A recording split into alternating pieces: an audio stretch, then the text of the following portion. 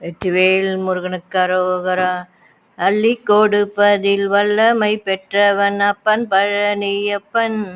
தினம் அச்சம் தவிர்ப்பவன் ஆறுதல் சொல்பவன் அப்பன் பழனியப்பன்.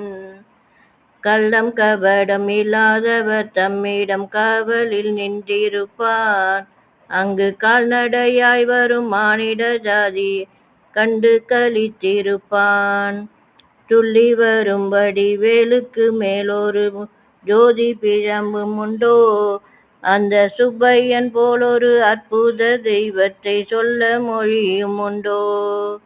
வெள்ளி முகம் 12 கண்ட பின் வேறொரு சொர்க்கம் உண்டோ?